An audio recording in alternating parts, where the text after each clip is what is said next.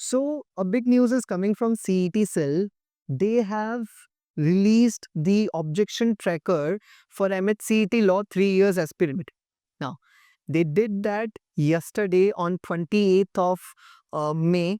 Now, a lot of you guys must be wondering that what is this objection tracker और अगर ये objection tracker use करना है तो किस तरीके से यूज करना चाहिए।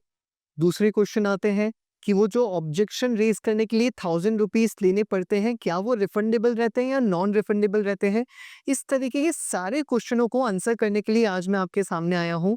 माय नेम इज जय Chandani and I am from तर्कशास्त्र। वीडियो को अंत तक देखना ताकि आप पूरा ऑब्जेक्शन ट्रैकर का जो प्रोसेस है वो अच्छे से समझ सके।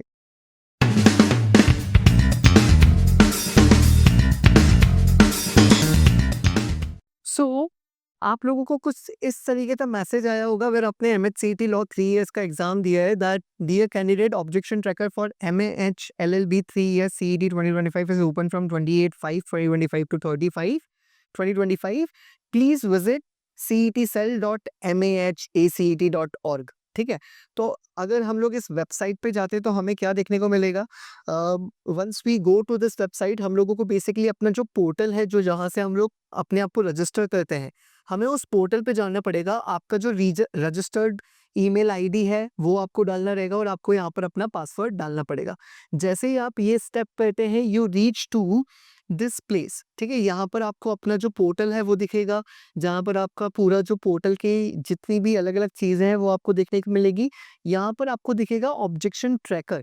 ठीक है, अगर आप यहाँ पर क्लिक करते हैं तो आपको यहाँ पर अपनी जो एजुकेशन एंड एवरीथिंग है यहाँ पर आपको देखने को मिलता है।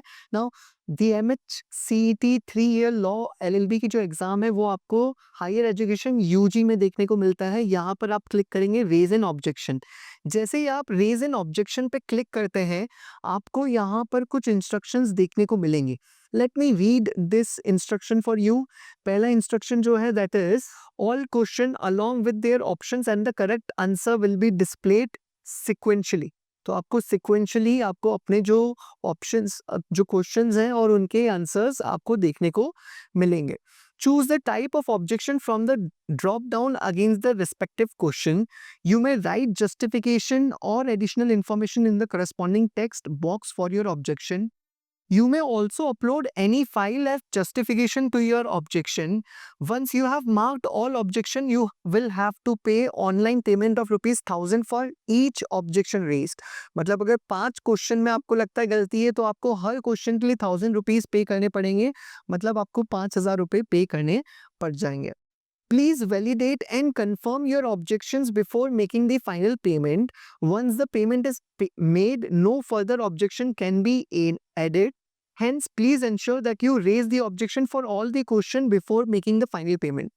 इसका मतलब ये है कि अगर आप किसी भी ऑब्जेक्शन के लिए पैसा लगाना चाहते हैं या ऑब्जेक्शन रेज करना चाहते हैं किसी क्वेश्चन के लिए, तो आप एक क्वेश्चन के ऊपर रेज करें फिर अलग क्वेश्चन पे अलग टाइम पे रेज करें, इस तरीके से नहीं चलेगा। आपको जितने भी क्वेश्चंस पर ऑब्जेक्शन रेज करना है, आपको सारे क्वेश्चंस चेक करने हैं और उनके ऊपर साइमल्टेनियसली ऑब्जेक्शन रेज करना है। और जैसे हम लोग कार्ट में डालते हैं, आप लोग जितने भी क्वेश्चन में ऑब्जेक्शन रेज करेंगे उतना आपका अमाउंट बढ़ जाएगा और आपको वो एक साथ पे करना रहेगा। The objections accepted shall be considered while awarding marks during the evaluation stage. तो आपका जब फाइनल स्कोर कार्ड आएगा वहाँ उसके जस्ट पहले आपको बताया जाएगा कि कौन कौन से जो क्वेश्चन है उस पर ऑब्जेक्शन आया था, कौन से ऑब्जेक्शंस एक्सेप्ट करे गए हैं और कौन से ऑब्जेक्शंस जो है वो रिजेक्ट कर दिए गए हैं। Right, any candidate who doubts any question or answer as incorrect, he or she can raise an objection by paying the objection fee of ₹1000 per objection. If the objection is accepted, the corrective action will be applicable to the corresponding batch.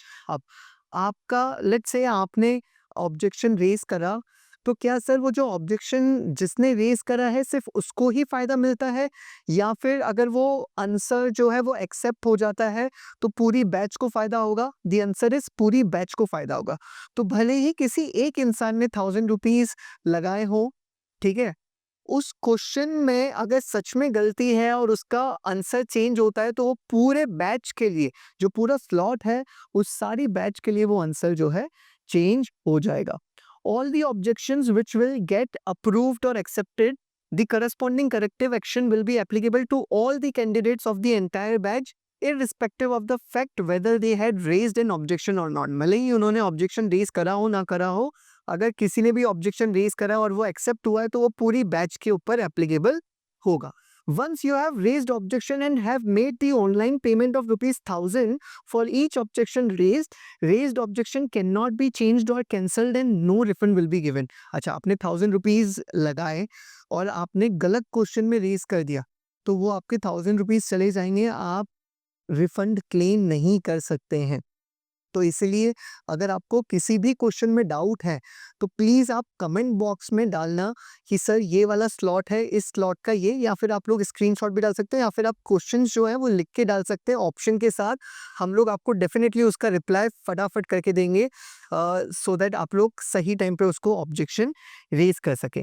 If the objection is accepted the candidate will be refunded rupees 1000 and this is the biggest thing कि अगर आपका objection जो है वो सही माना जाता है, वो एक्सेप्ट कर लिया जाता है, तो आपको जो 1000 रुपीज़ है वो रिफंड हो जाता है।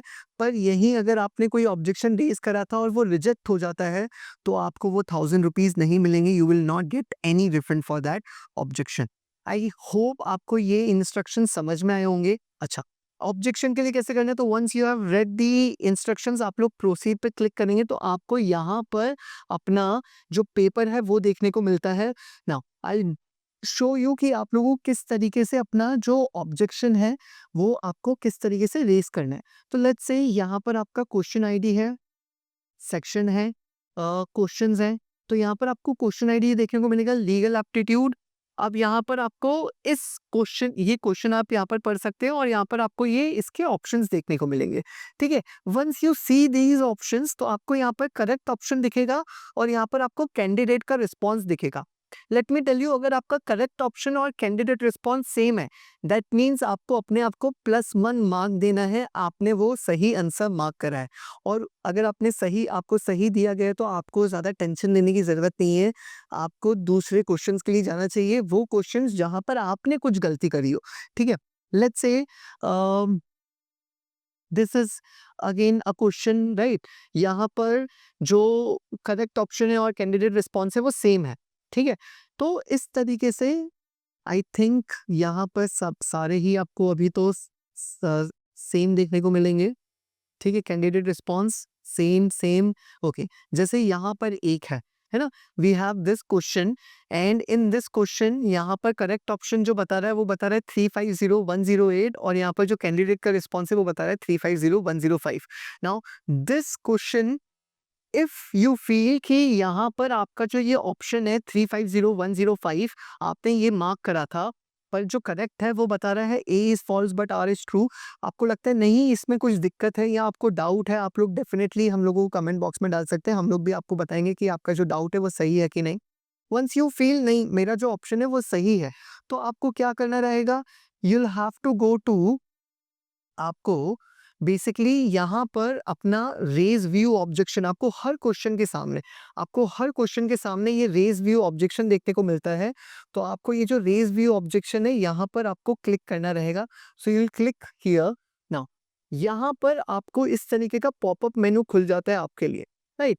अब इस पॉपअप मेनू में आपको क्या करना पड़ेगा, तो आपको क्या लगता है ये आपको ऑब्जेक्शन क्यों रेज करना है, incorrect question, question is out of syllabus, all options incorrect, multiple correct answers या इनकरेक्ट की। तो इनमें से कुछ भी हो सकता है। लेट्स से बहुत ज्यादा उसमें 2 आंसर्स जो है वो सही हो सकते हैं तो आप डालेंगे कि मल्टीपल करेक्ट आंसर्स हैं। अगर आप बोलोगे कि इनकरेक्ट क्वेश्चन है, क्वेश्चन में ही गलती है, क्वेश्चन का आंसर सही हो ही नहीं सकता, तो आप डालेंगे incorrect question. Question is out of syllabus, ये होने की चांसेस कम है कि क्वेश्चन आउट ऑफ सिलेबस का हो।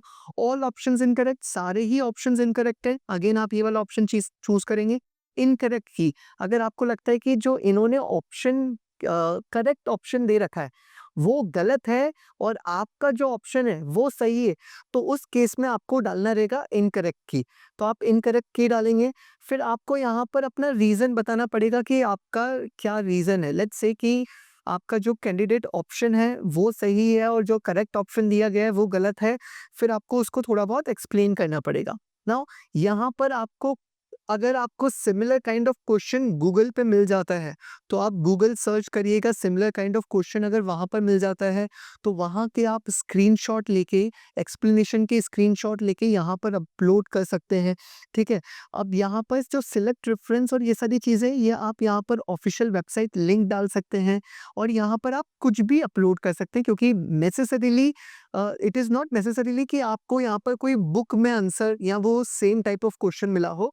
तो यहाँ पर ये भी मैंडेटरी फ़ील्ड है, यहाँ पर आपको कुछ ना कुछ डालना पड़ेगा। अच्छा, बाय द वे, अगर वो वेबसाइट पे आपको कहीं से आपको रेफ़रेंस मिलता है, तो आपको यहाँ पर वो वेबसाइट की लिंक डालनी चाहिए। ऑथर नेम में आप XYZ कर सकते हैं, एडिशन में भी आप 1 2 3 कर सकते हैं, रेफ़रेंस पेजेस में आप 1 कर सकते हैं। आपको सेव करना है। वन्स यू सेव दिस, मैं अभी इसको नहीं कर रहा हूँ, आप एक बारी सेव कर देते तो यहाँ पर सेव हो जाता है। Once you save all this, आप अपना पूरा का पूरा चेक कर लेते हैं, आप सारे के सारे ऑब्जेक्शन रेज कर देते हैं, जितने भी पेपर में आपके ऑब्जेक्शन है, उसके बाद आपको यहाँ पर नीचे आता है, आप सारे के सारे ऑब्जेक्शन रेज कर देंगे, है ना? आपको लगा कि यार 3-4 क्वेश्चन में ऑब्जेक्शन थे, आपने सब में ऑब्जेक्शन रेज करे, यहाँ पर आपका आ जाता है व्यू ऑब्जेक्शन समरी। आप व्यू ऑब्जेक्शन समरी पे जाएँगे, आपको दिखेगा कि अच्छा ठीक है, मैंने क्वेश्चन नंबर ये वाला कोड जो है उस पे ऑब्जेक्शन रेज़ करा है, ये करा है, ये करा है। अच्छे से चेक करिएगा and then you can proceed towards payment. ये पूरा प्रोसेस है जो आपको ऑब्जेक्शन रेज़ करने के लिए फॉलो करना है। आई होप आपको ये प्रोसेस जो है वो समझ में आया होगा। अगर आपको ये प्रोसेस समझ में आया है तो प्लीज़, और अगर आपको ये वीडियो अच्छा लगा, आपको इस टाइप के वीडियोज़ अच्छे लगते हैं, हेल्प करते हैं, तो प्लीज़ हमें लाइक देना। ऑल्सो अगर आप अभी तक आपने हमारे चैनल को सब्सक्राइब नहीं करा तो प्लीज़ सब्सक्राइब कर लेना। ख़ासकर अगर आप सच में MHCET लॉ 3 इयर्स के एस्पिरेंट हैं या किसी भी लॉ एग्ज़ाम के एस्पिरेंट हैं, बिकॉज़ हम लोग आप लोगों के लिए सारी प्रोसेसेस और कॉलेजेस के बारे में और डिफरेंट इम्पॉर्टेंट टॉपिक्स जो आपके लिए कहीं न कहीं बहुत ज़्यादा इम्पॉर्टेंट है बीइंग एन एस्पिरेंट, उन पे वीडियोज़ बनाते हैं और आपके लिए लाते हैं। ठीक है? तो डेफ़िनेटली सब्सक्राइब करना हमारे चैनल को। आपको कुछ भी दिक्कत होती है तो आप लोग कमेंट बॉक्स में क्वेश्चन डाल सकते हैं, will definitely answer you guys. That's it from my side. Thank you so much for watching our video. God bless you all.